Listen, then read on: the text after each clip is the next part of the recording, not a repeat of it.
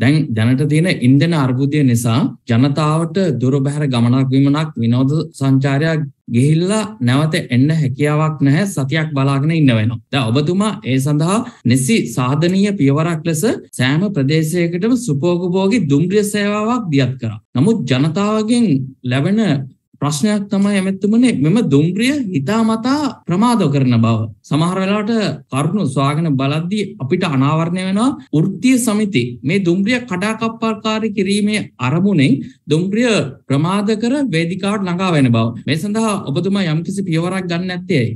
මේ පිළිබඳව කටකතා අනිත් තත්ත්වයන්ට වඩා හොඳ දේ තමයි කියලා මං හිතන්නේ අපරාධ පරීක්ෂණ දෙපාර්තමේන්තුවට දීලා ඒ පිළිබඳ අපක්ෂපාතී පරීක්ෂණයක් කිරීම. මොකද මේ ජනතාවගේ ඉන්ධන පිරිවැය යටතේ පොදු ප්‍රමාණය වැඩි දියුණු කිරීම සඳහා මම විශාල කැපවීමකින් මහන්සියකින් මේ සාධනීය පියවර කීපයක් විවිධ දුෂ්කරතා යටතේ තබනවා. පසුගිය සතියේ සෙනසුරාදා 9:20ට දුම්රියක් ආරම්භ කරලා ධාවනය කරන්න තිබුණා. මම ඒ ස්ථානයට යන විට පළවෙනියෙන් ආරම්භ කරන දුම්රියක් ආරම්භ කරන අවස්ථාවේදී විශේෂ භාර අමාත්‍යවරයා වශයෙන් මම එතනට ගියා. ඒ අවස්ථාවේ ඔවුන් කිව්වා මේක ඇවිල්ලා තිබුණේ නැහැ. මගින් ඇවිල්ලා තිබුණා. සමහර මගින් පැමිණලා තිබුණේ මාතර සිට. මාතරට 6ට පිටත් වෙන දුම්රියෙන් 9 වෙනකොට කොළඹ පිටකොටුවට ඇවිල්ලා තිබුණා. අපේ සාමාන්‍ය අධිකාරීතුමා ඇතුළු ප්‍රධාන නිලධාරීන් සියලු දෙනා හිටියා. ඔවුන් කිව්වා පොඩි කරදරයක් වුණා. කැලණිය ප්‍රදේශයෙන් කේබල් කපලා ඒ නිසා මේ ගාඩ්වරු ගෙන්න ගන්න බැරි වෙලා මේ දුම්රිය ටිකක් පමා වෙනවා කියලා. අපි එතන ඉඳලා ඔවුන් විශාල පරිශ්‍රමයක් දරලා නැවත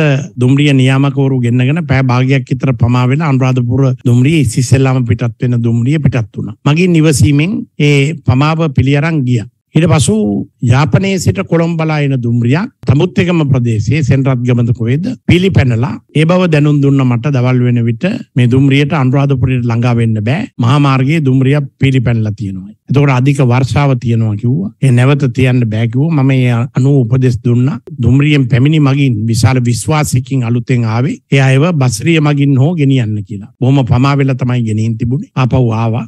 නිතර හිතෙනවා මේ රටේ ඕනෑම යහපත් ක්‍රියාවක් කරන්න හදන අවස්ථාවලදී ඒ කඩාකප්පල් කිරීම සඳහා යත්න දරන කිසියම් පිරිසක් ඉන්නවත් දන්නේ නැහැ. එය පිළිබඳ අපිට හිතෙන ප්‍රමාණයට වඩා යම්කිසි සිද්ධියක් පිළිබඳ වඩා හොඳ ක්‍රමයේ අපරාධ පරීක්ෂණ දෙපාර්තමේන්තුව මගින් ඒ පිළිබඳ පරීක්ෂණයක් කළා වාර්තාවක් ලබා ගැනීම. පරීක්ෂණ දෙකක් කරනවා. එකක් අමාත්‍යාංශයේ ලේකම්වරයා සාමාන්‍ය අධිකාරීවරයා ඇතුළු අභ්‍යන්තර පරීක්ෂණය රාජ්‍ය දෙපාර්තමේන්තුවක කරන. දෙවෙනි පරීක්ෂණය මම ලේකම්වරයාට උපදෙස් දුන්න ඊයේ පොලිස්පතිතුමාට දන්නලා පොලිසිය අපරාධ පරීක්ෂණ දෙපාර්තමේන්තුව මගින් මෙවැනි මගින් ජනතාව අසීරුවට පත්වෙන කඩාකප්පල්කාරී ක්‍රියාවන් තියෙනවා නම් ඒ පිළිබඳව ජනතාවට හෙළිදරව් කරන්න ඕනේ, දැනුවත් කරන්න ඕනේ. ඒක කරන්න. ඒ වගේම අපි වෘත්තීය සමිති නායකවරුන්ට අද දින හවස මම කැඳවලා තියෙනවා එක් වෘත්තීය සමිති වලට වෙනම එයකින් ඉල්ලීමක් කරන්න. ප්‍රශ්නයක් තියෙනවා නම් සාකච්ඡා කරලා විසඳගන්න. මේ අපි ඔක්කොම එකතු වෙලා මේ ජනතාව අමාරුවේ ඉන්න අවස්ථාවේදී ඔවුන්ගේ පීඩාව අවම කරන්න